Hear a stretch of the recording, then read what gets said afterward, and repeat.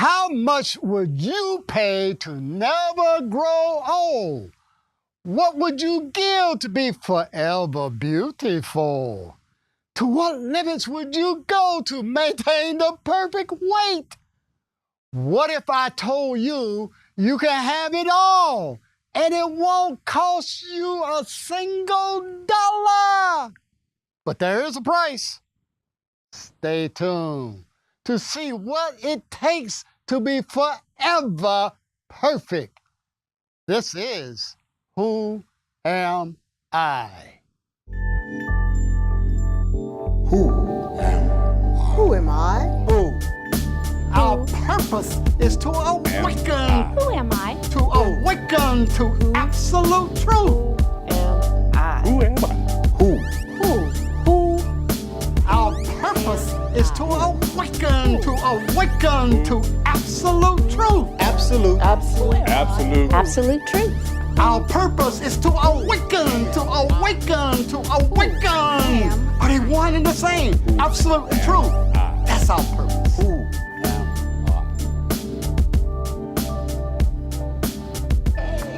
Oh, hey, yo. All right. Okay. All right. Well, oh, you want five about it? All right. Okay. The perfect body. Okay? The perfect body. Does Beyonce have the perfect body? No. Yes. No. Does Denzel have a well? Yes. Now you talk to some of the 20-year-olds, Denzel, they go, he's old enough to be my granddaddy or something. They might say, well, Idris Elba, somebody like that, you know. Still has a good body. All right, well, I don't be looking at Denzel's body, all right? But anyway, the point, though, is perfect. What does perfect mean? Now, you can go to the dictionary and try to look up perfect. But how about trying this definition? Perfect means you can't add anything to it or you can't take anything away from it. It's perfect. All right, it's kind of like, you know, after you do a room, let's say you design a room or whatever, got it all furnished just right, and somebody says, no, I just need it. No. Don't put anything, don't touch it, okay? They say, well, let me take this. No. You know, it's perfect. You know, it's complete and whole in and of itself. That's perfection, all right? Now, this thing, this thing right here, it's always losing something. All right? It's always changing. I don't look like I did, you know, when I was at Morehouse. All right? I'm better looking now. Right? Yeah. All right. Don't comment. All right. But you know, and then you go, wow, you know, something is always, I gain weight. You know, I want to be, you know, 3 pounds lighter, or 5 pounds, or 10 pounds, or 20 pounds. You know, when are you at the perfect weight? Okay, most people go, boy, I sure wish I could lose 5, 10, 20 pounds, okay? But they don't feel that they're perfect. As long as you think you're a body, you're never perfect. Yeah, go ahead. Yes, as you were talking about perfect and perfection, it's like the only thing that is perfect is now. Right.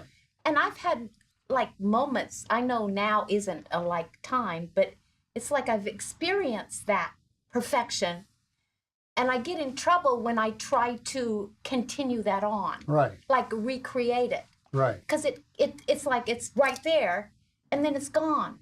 But I can't keep it going. And that's just like, just to be with that right now, the now. Yeah. Now. The only thing is, now doesn't go anywhere. You know, I mean, humans, you know, you came back into your human mind. Right. Yeah, because now is always here, okay? So, yes, the Gloria who has to think in time, you know, appears to say, you know, now is gone. You know, I can't have that. You cannot create that experience, okay? It just is. Is and now are one and the same. Is, am, be, now. I is now. That is absolute. All is now. That's God. Okay, jump. So then the human cannot become stationary. Right. The human is always moving. Right. All right. Human thought. You were getting into that last time. I think Harry brought it up. human thought, you get one thought, then not, you can think about Jesus, they say, I only go think of Jesus, Jesus, Jesus. Next thing you're thinking of is, oh, I didn't pay my rent, or whatever. Right. So when you're talking about still in your mind, you're trying to do the human equivalency of achieving perfection? Yeah, but there's no human equivalency of achieving perfection. Okay, Jesus wasn't perfect. Christ was, but not Jesus. Jesus being the man, who walked around Galilee. Christ is now, or you can call it Buddha, or you can call it God, or you can call it, the infinite perfect. Those are just names, okay? Like you call me Billy, they call me Alan, other people call me stupid or whatever, okay? The point though is, what is the essence that's there? And the only thing that's there is that which is, okay? And that which is I, but not I like a body, all right? No body can be now, all right? No, I'll repeat, no body can be now. Only now is now, okay? And I don't know what now, I as Alan Carter, do not know what now is because it's beyond the human mind. So therefore, now does not move. It stays now. It just is. But now, we move. Yeah, I mean, all human existence, I mean, even a rock, all right? We say a rock is, inorganic, all right? But inside a rock, I mean, it's made up of atoms. And atoms are always in motion. Okay, ask any scientist. Okay, there's always, the electron going around the nucleus of an atom. All right, so there's always motion, but that is not, like for instance, if you take the term omni-action, okay, omni-action is not movement because it's all action. Humans, however, are, as you said, movement, but it's movement and reaction. All human action is really action, it's reaction. It's just like if I kick Gloria in her shin, she will react, okay? Or if I curse you out, you'll react. Or if I hold this up, you said this is a piece of chalk, you're reacting to something that you've been taught. But you're not now. You have to go into your memory, into your past, to know that this is a piece of chalk, okay? This just is. And you, as a human, don't know what this is, okay? Because you have been taught what this is, and that's all past. And this thing here, which is the reference point for everything, all right? When Einstein was saying everything is relative, but he wanted to know what was the absolute, all right? But everything is relative to what, Einstein? All right? Well, it's relative to me because I'm the reference point. What you mean, me? This I that's body that's standing here who thinks he knows that he's in a body. Okay? Yeah, Raphael. Yeah, Dr. Carter, this out-of-body experience and the unhappiness that we feel, it's human thinking. Mm-hmm. Okay,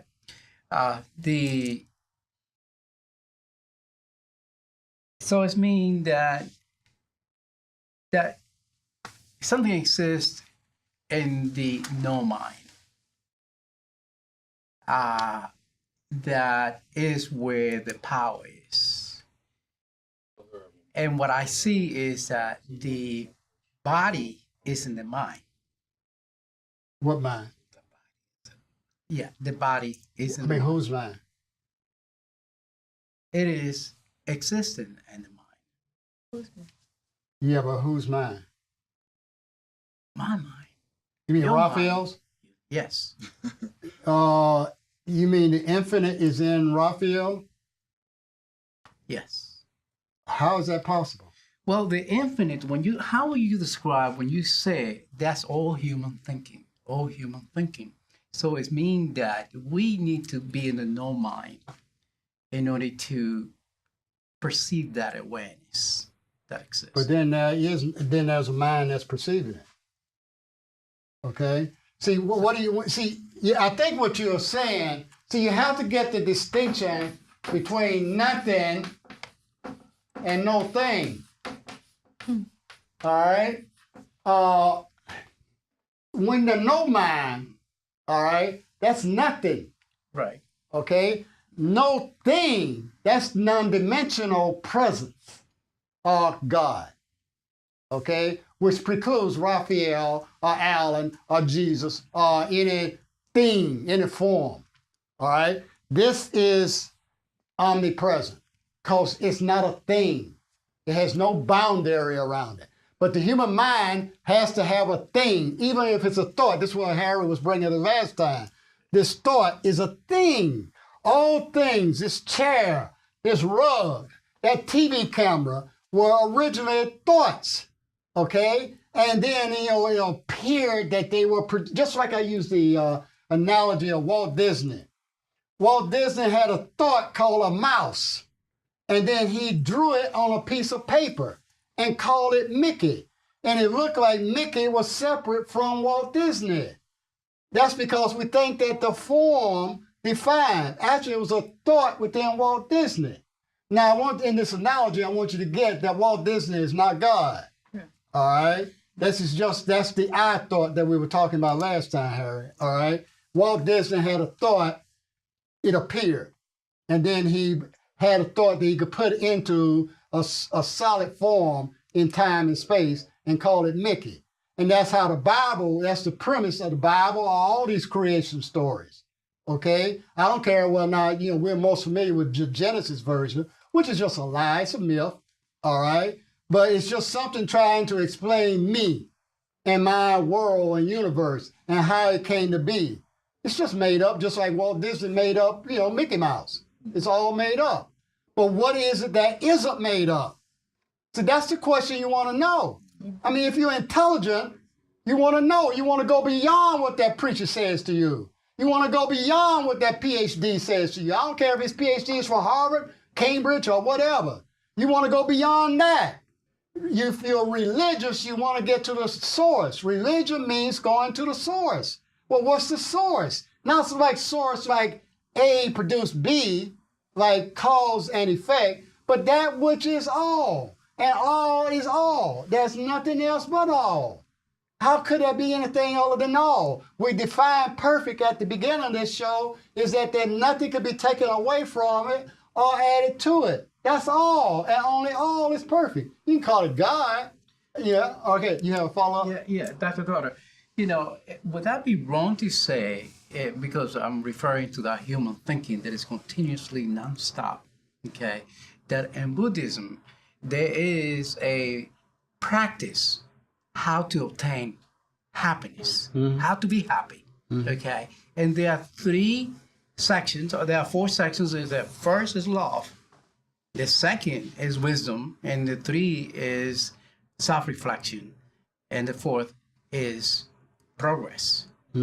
That is the only way that Buddhism will describe that you can obtain, by practicing those things, you can obtain happiness. Would that be true in your own way of thinking that you always referring to that's a human thinking? Yeah, well, if you look at the life of Siddhartha, who became the Buddha, okay, when he first started off teaching the Eightfold Path and stuff like that, ways to attain nirvana. That's what it is. Okay, yeah. But see, the thing is, you're starting, and then he had to realize that wasn't it. Okay? See, the thing is, you realize there ain't nowhere to go. Yeah. All right? See, if you start off where I got to get somewhere, like I said, you're starting off with a human basis. And the human basis is that I got to get somewhere or get something. Okay, I got to go and get me a degree. I got to go and find happiness. I got to get to heaven. I got to get nirvana or whatever. That means you're missing something. All right? But how can God or the infinite absolute be missing? See, that's a human thought. Okay? But God came, well, again, let me use another term. The infinite intelligence. All right? The omnipresent knowing. All right? How can omnipresence get somewhere? You can't. All right? But see, Alan Carter starts off with Alan Carter's thoughts. And therefore, I'm always got to get something. But I don't want to give up Alan Carter. I don't want to give up this idea that I am a human, a body that came out of roof carter, yada, yada, yada, yada. Okay? That is what, human is. And the Buddha finally came to the realization when he said, there is no death and no extinction of death. In other words, there is only is, and is doesn't need anything. Yeah, Gloria and then John. So it seems like everything that I've done in my life to try to find myself has always been about trying to improve this body, improve this mind, to be something. Mm-hmm. But when you're coming from truth, it's like there's nowhere to get to because you're already there. Mm-hmm. So it's just realizing you're already there. Mm-hmm. But that's still the mind realizing that. But it's given me freedom in a way that I've never experienced before. Mm-hmm. So in this question or this Kickstarter you have you had an experience that allowed you to know like an existence beyond the body, like an out-of-body experience? Mm-hmm. And I think I've had an experience like that where I wasn't connected to my body. Mm-hmm. And so I've always looked at that as an experience that contributed to my spiritual growth. Mm-hmm. And the spiritual growth was that I experienced a level of fear that I never want to go there again. Mm-hmm. That in that experience, I almost killed myself and 2 of my siblings. I never want that again. And that came from such an extreme experience of fear. So my spiritual growth was that to not give in to the fear. Mm-hmm. But that's still about my body. It's still about my mind trying to get somewhere, trying to free myself from this human experience of human identity of fear. Mm-hmm. Yeah. But when you start with truth, there's no fear. Yeah. See, this is the most powerful word that is. Be. Can be get anywhere? No. No. It already is. Because it just is. Be and is are the same. Okay? I mean, can is get to will be? No. Or can is get to was? When you get there, it'll be there. It wouldn't be. It wouldn't be is. It was self-destruct. It would say, now will be. Okay? Well, there ain't no will be. Be only can be. All right? I'm not using these words, And that's why like they call Beyonce B, huh? I'm sure Jay-Z done do it sometimes, particularly after she made that album. Okay. But anyway, the point is, see, the human is always growing or decompensating. Yeah. Okay. I have a little 16-month-old granddaughter. All right. And she appears to be, growing and doing things and exploring. All right. And she's moving about and finding a new world, okay? But that is not true. Now, I want you to hear that, okay? Because I'm saying that if that's true, then God isn't. Right. Okay? If there's growth or change, then God isn't. If you got to get somewhere, then God isn't. If you think you got to go to heaven or you're afraid you're going to go to hell, then God isn't. That's why no religion is true. Okay? Now, you might hear me as attacking these institutions. Well, maybe I am, but the point is, my motive is to pull back the cover, so to speak. All right? So that you don't accept anybody else's ideals or thoughts or beliefs. Go find out for yourself. Don't accept what I said. Okay? Just because I have a PhD, I just played a game called academics. But don't accept your preacher's point of view. Don't accept the Bible or the Quran or the Vedas. You go and find out for yourself what is true. Don't be a prostitute. Okay? You respect you. Know thyself. And then you'll find out maybe the self that I thought I was, this body I call the self, ain't really the self. then what is? You can't tell me Jesus wasn't interested in that question. If he wasn't, then he was a fool. And I don't think he was a fool. I think he respected truth. And if he respected truth, he had to ask these questions that we're asking now. Raphael and then How would Harry. you say, Dr. Carter, and how would you interpret the universal truth, the universal laws? There are no universal laws. There's only is. See, a law is something that governs something else. Okay? That's a history that has been established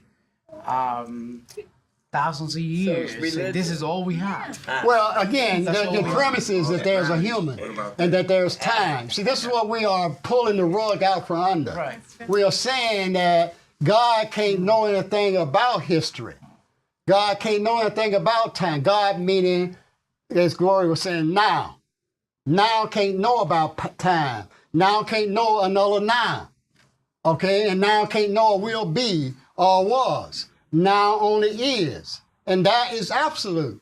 But Alan Carter has to come in there and think like Alan Carter and think in time and think space and time are real. Okay, even though Einstein questioned it, he still got caught in it. Einstein didn't have this conversation. He couldn't have. All right? So you got to get clear that there is something that is just, it just bees. It just exists. And the human mind says, no, I got to have something. Okay, Harry. I No, think you Joe go had ahead, a go question for a little bit there. Well, well, y'all Should I just stand up? draw straw. Yeah, stand up. Let us stand up. Well, I think it's interesting. I'm bouncing off of Gloria's experience, Uh-huh. like an outer body experience. I find it kind of fascinating because I had like the opposite experience. Okay. Like in a state of what we call meditation, I got a more casual sense of my body, like furniture or something. Okay. But the experience left me with a pervading sense of joy. But there was fear. But afterwards, there was a sense of, like, almost, if you would call it, divine relief. Yeah.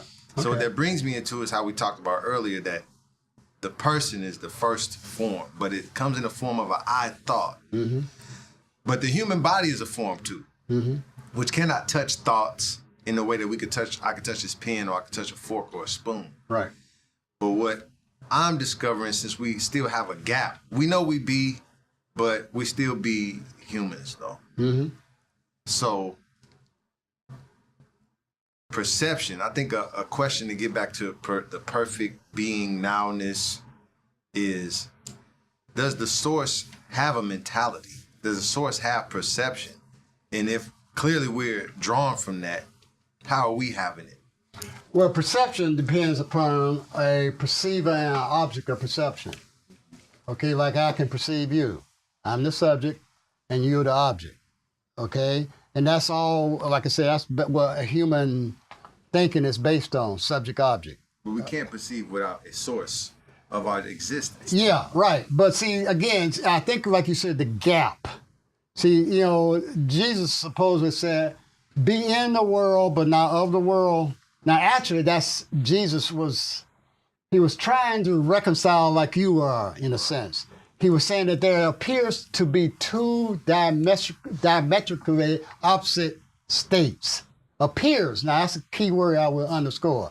And because you think you're a body who thinks, okay?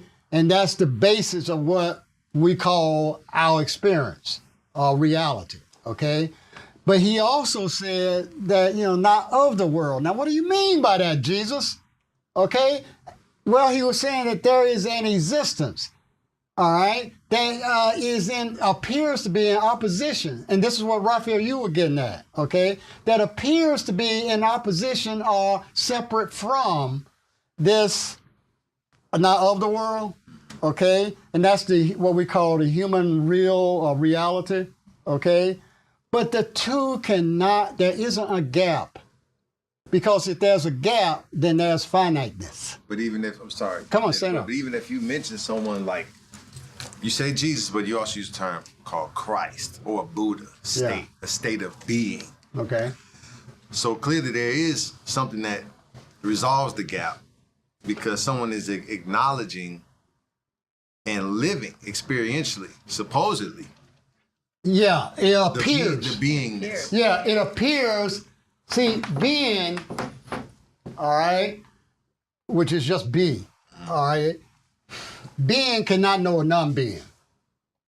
All right. So you have to ask, what's being, and is there non-being? Of course, there's no non-being. Right. All right. So can you be? But how are people living as the beingness and as a perceived? Oh, you mean like a Jesus, object? like So I'm saying if we- like an enlightened being? Because the whole conversation kind of bounces off of Yeah. that established perceived history of man, Yeah. where we even entertain these things. Like you said, Jesus questioned it, Buddha asked the question, but they seem to have gotten an answer that wasn't a mental answer, Yeah. but a state of being. Yeah.